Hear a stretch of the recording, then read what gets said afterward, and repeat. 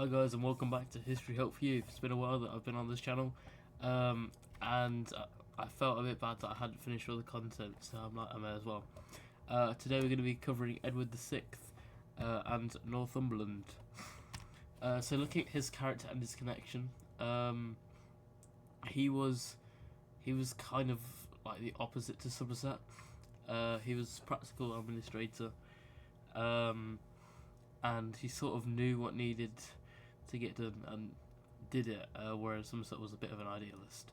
And obviously, unlike Somerset, who was Edward VI's uncle and sort of got that position because of that, Northumberland sort of got his position because he was a good leader, and kind of made himself Lord President of the council.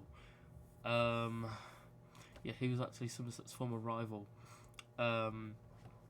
And then obviously after Somerset's coup, Edward sort of aligned with Northumberland. Government, he's kind of ended personal rule. As I said, he was Lord President of the council, showing that he wanted to work with the council. He reduced the council as well from 50 to 19 members, making it a lot closer and sort of the people that needed to be there, and also ensuring tighter control. And you also had, he also reformed the Privy Council as a whole, but obviously after Somerset's coup he became a bit less conciliar.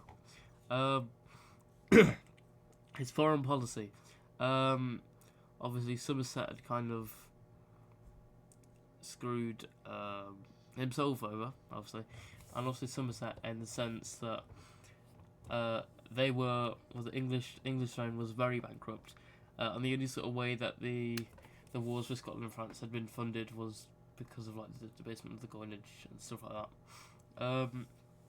Northumberland thought that having a better treasury and financial stability would be better for England in the long term than military glory, and as a result he sold Bologna back to France.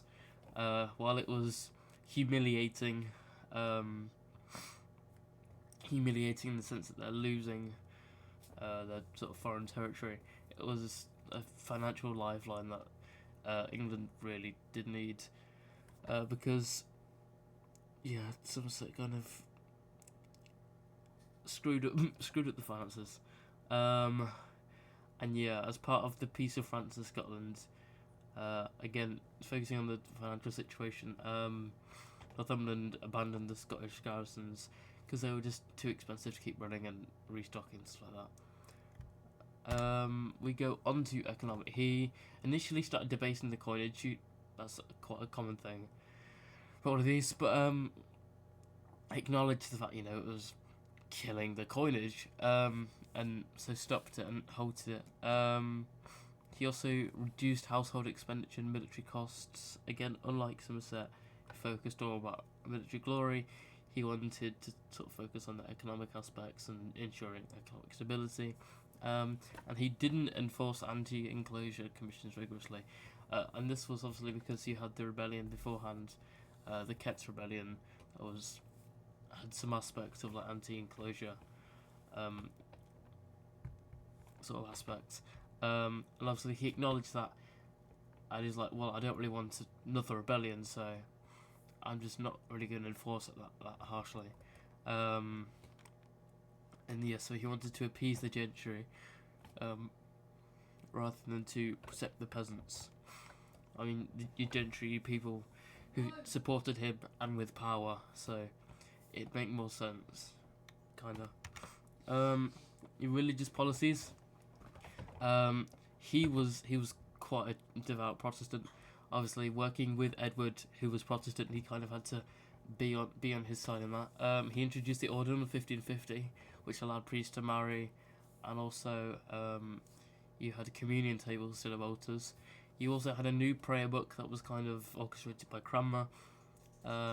This then denied transubstantiation. This is a weird concept in the sense that it's like during Mass, when you're eating the bread and drinking the wine, transubstantiation is the idea that it's physically turning into Jesus's body and Jesus's blood, I believe, and so denying that sort of reaffirmed consubstantiation, and it's a super long and irritating word to say. Also, legislation was passed to sort of enforce the new prayer books under the Second Act of Uniformity, and so this left like no room at all for Catholic belief. And both Northumberland and Edward were under the influence of a radical Protestant reformer called John Hooper. However, all good things must come to an end. This happened quite harshly with Northumberland.